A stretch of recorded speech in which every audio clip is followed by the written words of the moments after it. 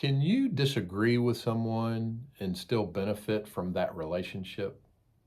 Or can you read a book or article and not agree with everything that's written, but still glean some good stuff from it? Or for that matter, be a member of an organization and not agree with everything that's done, but still remain a member? In the old Westerns, they always had the good guys wearing the white hats and the bad guys wearing the black hats. These days, I think we have a very quick trigger finger to label people as good or bad. We might label somebody initially as a good guy, but then we get offended by something they do or say and then flip them to the bad guy category. Rarely do we label somebody as a bad guy initially, but then extend enough grace to flip them to the good guy category when we realize we might have misjudged them. In psychology, the term for this is called splitting. It's where you have very black and white thinking, no gray area. For example, you might idolize a new friend, but as soon as there's a disagreement, just totally throw the relationship away. We can do this with organizations as well. Things are going along great, but then something is done that we don't like, so we pick up our ball and go home. I would suggest, why not staying there and engaging? Give them your perspective. Groups grow and their impact is greater when there's a variety of perspectives being represented.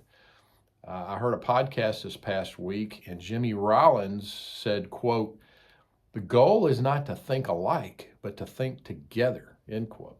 Now, he was referencing marriage, which I think definitely applies, but I think it also can be something we can consider for leadership teams and organizations. You don't want to be throwing the baby out with the bathwater, as the old term says. This can also cause a lot of lonely people, because I know I don't agree with anybody 100% of the time, and I would be very lonely if I was only engaging with those folks.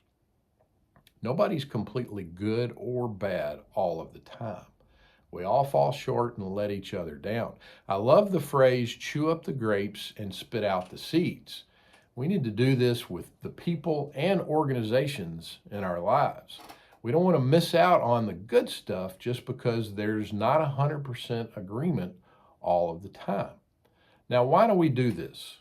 I think there are 4 main reasons, but this is not an exhaustive list, so if you can think of some others, feel free to put them in the comments below. Number 1, laziness. When we label people quickly, it reduces the need to think going forward. It's a way to conserve energy. I think our brains naturally do this. Number 2, survival. This is labeling someone good or bad, or an organization as good or bad, is an easy way to avoid conflict. We just disagree with them. Number 3, of being offendable. Looking for reasons to be offended has become a sport for some people these days. I did a video on YouTube on what to do when tempted to be offended, and I'll put that link below. And then number 4, weak commitments. We live in an entertainment culture with lots of choices and opportunities to switch to something else. Even the NCAA is not encouraging commitment to teams by providing the transfer portal. But that's a topic for another day. I think we need to stay curious longer rather than jumping to conclusions and labels too quickly. We need to ask more questions. Look for areas that you agree and focus on that. Affirm the common ground where you do agree. And when something contrary happens, stay in there and engage without taking what's going on as too personally. I work with clients that struggle with this, and I have them put a Q-tip in an area where they'll see it frequently. And Q-tip stands for quit taking it personally.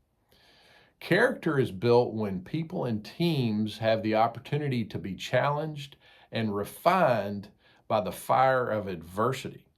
We need to try to get comfortable being uncomfortable. Think about that for a second. When we bail too quickly, growth is stunted, and we miss out on some pretty good stuff along the way. A friend once told me, you can't have a comeback until you've had a setback.